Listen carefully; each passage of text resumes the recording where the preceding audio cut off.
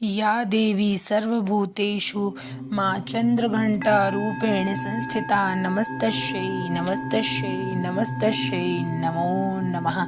या देवी सर्वभूतेषु दयारूपेण संस्थिता नमस्तस्यै नमस्तस्यै नमस्तस्यै नमो नमः। नमस्कार प्रिय मित्रों, मैं प्रियंका और मलिया आपके अपने YouTube चैनल देव रहस्य भक्ति और ज्ञान में स्वागत करती हूँ। नवरात्रि के तीसरे दिन की अधिष्ठात्री देवी माँ चंद्रघंटा है। यह स्वरूप माँ दुर्गा के अत्यंत शांतिदायक स्वरूप में से एक माना जाता है। मान्यता है देवी के आराधन से साधक को अलौकिक जो घटनाएं होती हैं उनसे वास्तविकता होती है और अलौकिक लोक में प्रवेश होता है। आज हम इस वीडियो में देवी के इसी स्वरूप के बारे में चर्चा करने जा रहे हैं। आइए जानते हैं कि कैसा है माँ चंद्रघंटा का स्वरूप। माँ का शरीर स्वर्ण के समान है और परम तेजस्वी है। इनके मस्तक पर घंटे के आकार का अर्धचंद्र है, इसी कारण इन्हें चंद्रघंटा कहा जाता है। इनके 10 हाथ हैं, सभी में अस्त्र शस्त्र सुशोभित हैं। माना जाता है चंद्रघंटा देवी का वाहन सिंह है। इनकी मुद्रा सदैव ही युद्ध के लिए तैयार होती है। क्या आप जानते हैं देवी सप्तशती में जो दुर्गा के वर्णन आए हैं, सप्तशती में देवी के जो वर्णन आए हैं उसमें जब सभी देवियों की शक्तियों का वर्णन किया जाता है उसमें विशेष रूप से महिषासुर का वध, शुंभ निशुंभ के वध का, युद्ध का जब वर्णन आता है तो सप्तशती में कहा जाता है कि चंद्रघंटा के घंटे की ध्वनि मात्र से ना जाने कितने राक्षस भस्म हो गए और ना जाने कितने राक्षस परलोक चले गए। नवरात्रि की साधना के समय जो भी भक्त इस नवरात्रि में व्रत करके अनुष्ठान पूर्वक देवी चंद्रघंटा का पूजन करता है उसके मन पर मणिपूर्ण चक्र में प्रवेश हो जाता है। माना जाता है साधक को कई दिव्य अनुभव भी होते हैं। वेद कहते हैं इस अवस्था में मनुष्य को दिव्य सुगंधियों का भी अनुभव होता है। सुगंधि का मतलब होता है स्मेल, मतलब बहुत सारी ऐसी स्मेल होती हैं जो इस लोक की नहीं होती, वे भी महसूस होती हैं।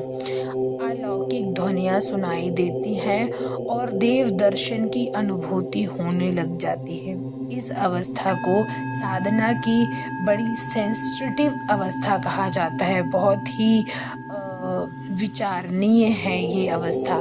माना जाता है कि इस जो अवस्था है, इस अवस्था में मनुष्यों के विचार पर नियंत्रण होना अत्यंत आवश्यक है, क्योंकि यह साधना की बहुत गहरी अवस्था बताई गई है।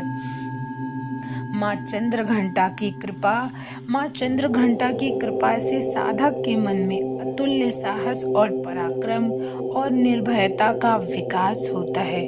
देवी के भक्तों की वाणी प्रिय हो जाती है और जो देवी के भक्त माँ भगवती की आराधना करने वाले होते हैं वे सभी को सुख देने वाले हो जाते हैं। सिद्धियों के बारे में तो क्या ही मैं कहूँ, देवी भगवती की सिद्धियाँ ऐसी हैं कि वे अपने भक्तों को सारे ऐश्वर्य से परिपूर्ण कर देती है। क्या आप जानते हैं देवी चंद्रघंटा सारे जगत का आधार है और माँ दुर्गा के दिव्य स्वरूपों में से एक है।